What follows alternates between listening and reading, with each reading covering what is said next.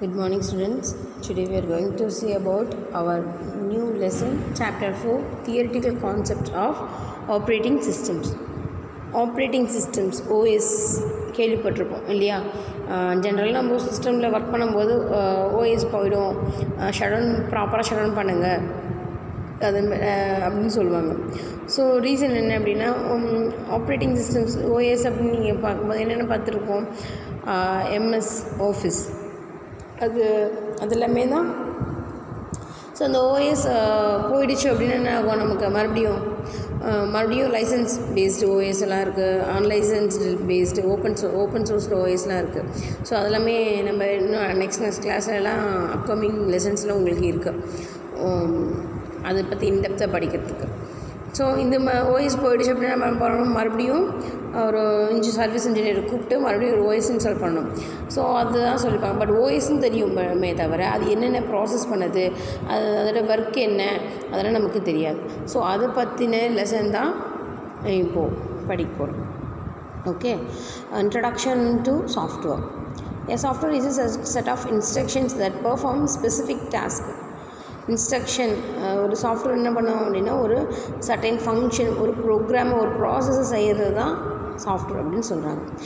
Interact basically with the hardware to generate in the desired output. இது என்ன பண்ணுதுன்னா, நான் இங்கே சாஃப்ட்வேர் அப்படிங்கும்போது ஒரு ஜஸ்ட் செட் ஆஃப் கோடிங், அந்த கோடிங் நான் கொடுக்கும்போது அது என்ன ஆகும் அப்படின்னா ப்ராசஸ் பண்ணி, இங்கே வந்து ஹார்ட்வேர் பார்ட்ஸ் அப்படிங்கும்போது மதர் போர்டில் இருக்கிற ஒரு ரேம், ரோம் இதெல்லாமே இது one of the hardware parts. So அதுக்குள்ளே நான் கொடுக்குற டிசைர்டு இன்புட் நான் கொடுக்குறேன் இல்லையா, அதை எடுத்துகிட்டு போய் ப்ராசஸ் பண்ணி எனக்கு தேவையான அவுட்புட்டை நமக்கு கொடுக்குது. அதுதான் சொல்லியிருக்கிறாங்க, interact basically the hardware to generate desired output. இதோட இன்ட்ராக்ட் பண்ணி இந்த கோடிங்கும் அது நான் கொடுக்குற இன்புட்டும் இன்ட்ராக்ட் பண்ணி அதுக்கான அவுட்புட்டை எனக்கு கிடைக்கிது. இதுதான் சாஃப்ட்வேர் அப்படின்னு சொல்கிறாங்க. இந்த சாஃப்ட்வேர் 2 டைப்ஸ் ஆஃப் சாஃப்ட்வேர் இருக்குது, அப்ளிகேஷன் சாஃப்ட்வேர் அண்ட் சிஸ்டம் சாஃப்ட்வேர்னு சொல்கிறாங்க. அதில் அப்ளிகேஷன் சாஃப்ட்வேர் அப்படின்னா, application software is a set of programs to perform specific task. For example, MS Word is an application software to create text document, and VLC player is a familiar application software to play audio, video files and many more. So application software அப்படிங்கும்போது ப்ரீடிஃபைண்டாக இருக்குது இல்லையா.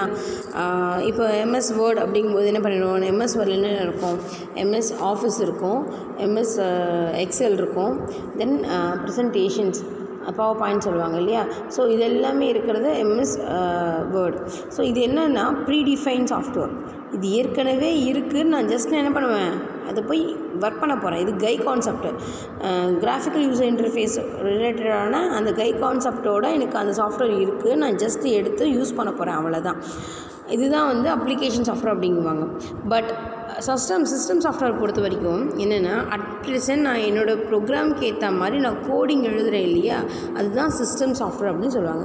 நம்ம use பண்ணிகிட்ருக்கோம் இல்லையா, C++, Java அந்த மாதிரிலாம் language process எல்லாம் இருக்குது இல்லையா, அதெல்லாம் தான் சிஸ்டம் சாஃப்ட்வேர் அப்படின்னு சொல்லுவாங்க.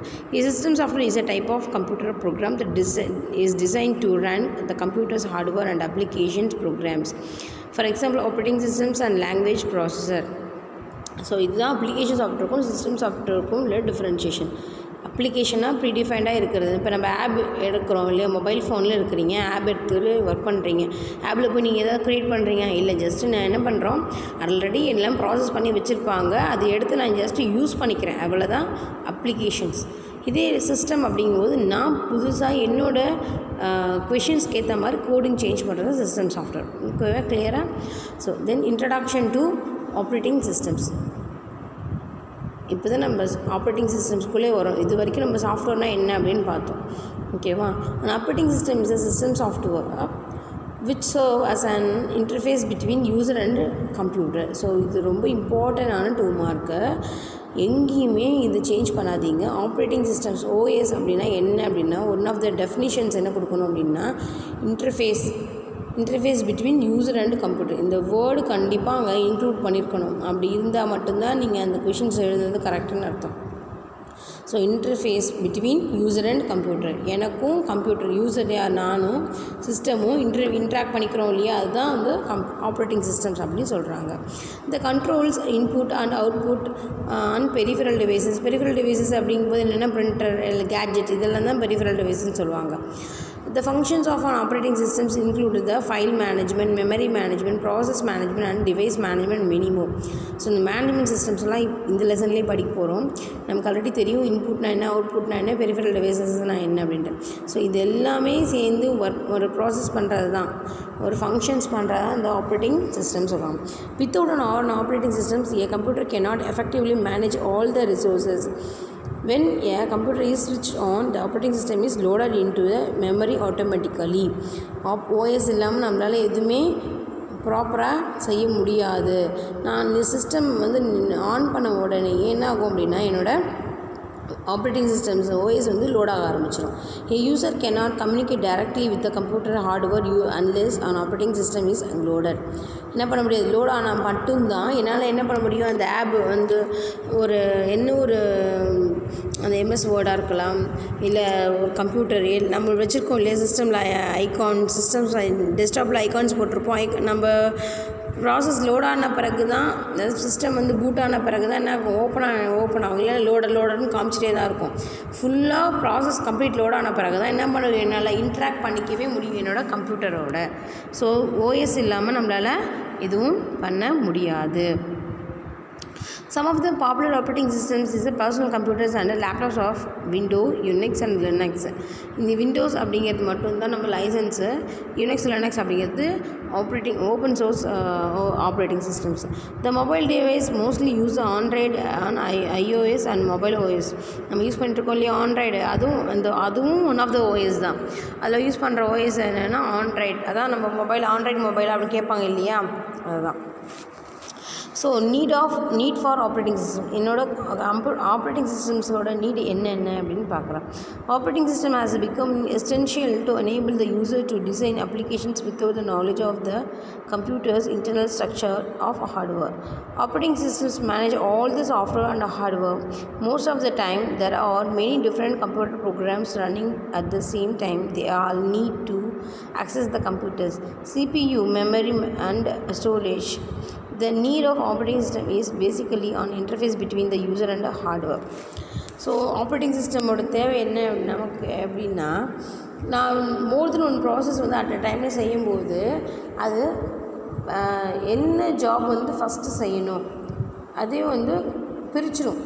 நீங்கள் ஃபஸ்ட்டு ப்ரிஃபரன்ஸ் கொடுத்துரும், என்ன ப்ராசஸ் வந்து ஃபஸ்ட்டு செய்யணும் செகண்ட் செய்யணும் அப்படின்னு ப்ரிஃபரன்ஸ் வந்து அந்த OS நமக்கு பண்ணிவிடும். இப்போ நான் மோர் தென் ஒன்று, இப்போ நான் என் மொபைலே எடுத்துக்கிறேன், மொபைல் எடுத்துகிட்டு நான் என்ன பண்ணுறேன், நான் வாட்ஸ்அப் ஆன் பண்ணிக்கிறேன், அதை சைடில் எடுத்து வச்சுட்டு என்ன பண்ணுறேன், அதேமாதிரி க்ரோமில் ஒரு 4-5 பேஜ் ஓப்பன் பண்ணி வச்சுக்கிறேன், ஒவ்வொரு பேஜ்லையும் ஒரு ப்ராசஸ் பண்ணிகிட்ருக்கேன். ஸோ இந்த மாதிரி 4-5 ப்ராசஸ் ஒரே சைமல்டேனியஸாக பண்ணும்போது நான் ஃபஸ்ட்டு என்ன ப்ராசஸ் நான் ஆரம்பிச்சனோ அதுக்கான டிசைர் அவுட்புட்டு ஃபஸ்ட்டு கொடுக்கும்.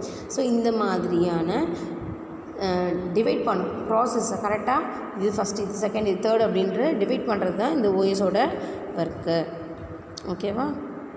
ஸோ பாருங்கள், தென் இன்ட்ராக்ஷன் இப்படி இன்ட்ராக்ட் பண்ணுது நம்ம ஆப்ரேட்டிங் சிஸ்டம். வந்து பிக்சர் பாருங்கள், அப்ளிகேஷன் சாஃப்ட்வேர் இருக்குது ஆல்ரெடி ப்ரீடிஃபைன்டு, OS கொடுத்துருக்குறாங்க, ஹார்ட்வேர் இங்கே யூஸர். நான் வந்து எல்லாமே என்னது பை டைரக்ஷன் என்னது கொடுக்கவும் முடியும் வாங்கவும் முடியும். ஸோ யூசர் இன்புட்டாக கொடுக்குறேன், இன்புட் கொடுத்த பிறகு அந்த ஆப்ரேட்டிங் சிஸ்டம் வந்து லோட் ஆன பிறகு அந்த அப்ளிகேஷன் சாஃப்ட்வேரோட ஹார்ட்வேரோடையும் மிங்கிள் ஆகிட்டு எனக்கு யூசருக்கு என்ன அந்த டிசைட் அவுட்புட்டு கிடைக்குது. Operating system work as a translator while it translates the user request to machine language, process it and then send it the operating system. The operating system convert process information in the user readable form. என்ன சொல்கிறாங்க அப்படின்னா, நான் இப்போ கொடுக்கும்போது input நமக்கு தெரியும், நம்ம already second லெசனில் படிச்சிருக்கோம். நம்ம சிஸ்டமில் அதாவது டெசிமல் நம்பர் என்ன, ஹெக்ஸாடெசிமல் நம்பர் என்ன அப்படின்னு ஆக்சி கோட் படிச்சிருக்கோம் இல்லையா. ஆக்சி கோட் அப்படின்னா என்னது, நான் கொடுக்கறது என்ன ஒரு ABCD ஆல்ஃபபெட்ஸாக இருக்கலாம், நியூமெரிக்கலாக இருக்கலாம். What ever maybe. நான் எப்படி கொடுத்தாலும் நான் என்னோடய கம்ப்யூட்டர் எப்படி எடுத்துக்கும், மிஷின் லாங்குவேஜாக மட்டும்தான் எடுத்துக்கும், 0s and 1s மட்டும்தான் எடுத்துக்கும். ஸோ நான் ஓகே மிஷினுக்கு புரியும்.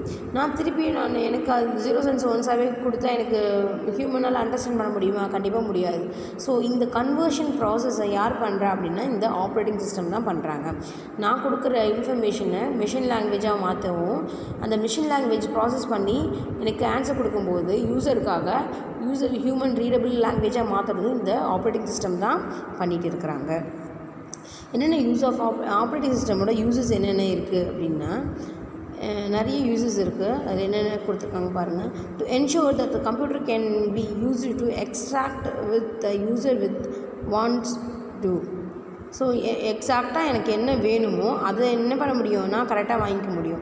Easy interaction between the user and computer. என்னால் இந்த ஓஎஸ் ப்ராசஸ் பண்ணுறதுனால என்னால் நம்ம ஈஸியாக இன்ட்ராக்ட் பண்ணிக்க முடியுது கம்ப்யூட்டரோடையும் யூசர் கூடயும். Then starting computer operation automatically when the power is turned on.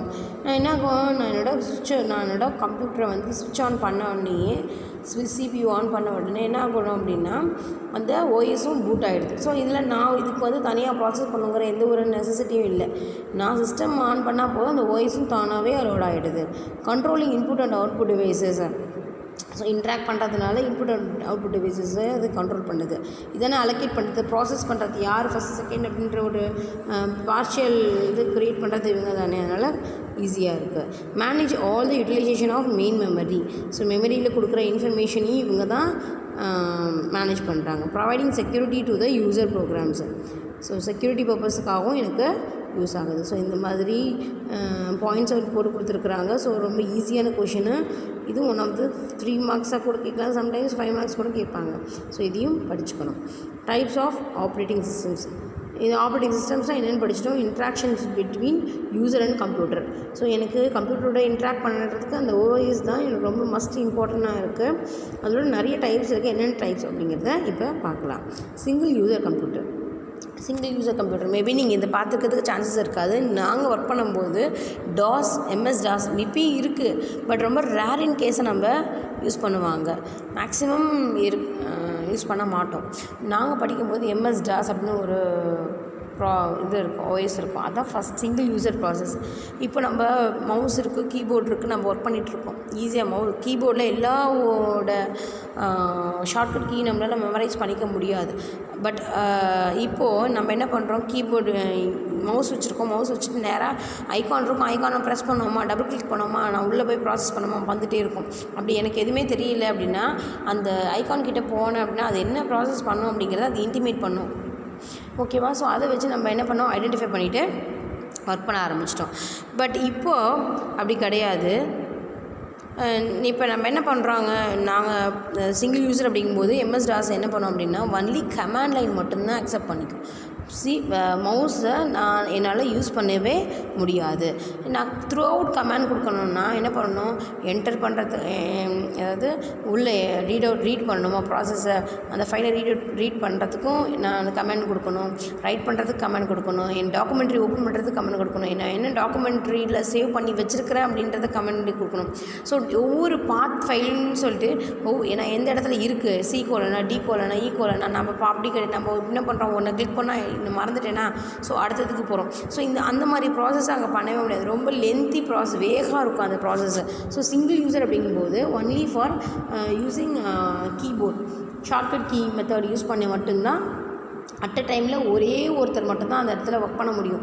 More then one process work பண்ணவே முடியாது. ஹேங் ஆகிடும், வெளில வந்துடும் ப்ராசஸ் பண்ணாமல். இதுதான் சிங்கிள் யூசர். அட் ப்ரெசன்ட் ஒரே ஒருத்தர் தான் நான் என்ன பண்ண முடியும், ஒர்க் பண்ண முடியும். அதுக்கு பெஸ்ட் எக்ஸாம்பிள் MS-DOS தான். ஸோ சிங்கிள் யூசர்னு என்னென்ன கொடுத்துருக்காங்க பார்ப்போம். And operating system allow only a single user to perform a task at a time. It is called a single user and single task operating system. For a user, task is a function such as printing a document, writing a file to disk, editing a file or downloading a file, etc. MS-DOS is an example of single user and single task operating systems. நான் சொன்ன கதை தான் இந்த இடத்துல இருக்குது. ஓகேவா? So multi user operating system இப்போ நம்ம ஒர்க் பண்ணிகிட்ருக்கோம் இல்லையா, அதெல்லாம் மல்டி யூசர் ஆப்ரேட்டிங் சிஸ்டம் தான். அது என்ன, அப்படின்னா more then one process at a time simultaneously work பண்ணிகிட்ருக்கோம் இல்லையா, அதுதான் multi user. It is used on computers and laptops that allows the same data and applications to be accessed by multiple users at the same time. The users can also communicate with each other. Windows, Linux and Unix are examples for multi-user operating systems. நம்ம இப்போ விண்டோஸில் என்ன பண்ணுறோம், Windows text page open பண்ணுறோம், text page open பண்ணிட்டு minimise பண்ணுறோம், அது presentation எடுத்து open பண்ணுறோம், அண்ட் தென் எக்ஸல் எடுத்து யூஸ் பண்ணுறோம், இங்கேருந்து கட் காப்பி பேஸ்ட் அங்கே பண்ணுறோம், அங்கேருந்து கட் காப்பி பேஸ்ட்டு இங்கே எடுத்து பண்ணுறோம். ஸோ இந்த மாதிரி சைமல்டேனியஸ் ப்ராசஸ் வந்து அட் ப்ரெசென்ட்டில் ஒரே நேரத்தில் பண்ணிகிட்ருக்கோம் இல்லையா, பண்ண முடியுது இல்லையா, அதுதான் மல்டி யூசர் ஆப்ரேட்டிங் சிஸ்டம் அப்படிங்கிறது. ஸோ ரெண்டு டைப் இருக்குது, single user and multi user. ஓகேவா? So key feature of the operating system அப்படிங்கிறத நெக்ஸ்ட் கிளாஸில் நான் கண்டினியூ பண்ணுறேன். ஸோ இன்றைக்கி இந்த கிளாஸ் செஷனை ஃபினிஷ் பண்ணிக்கலாம். Okay, thank you students.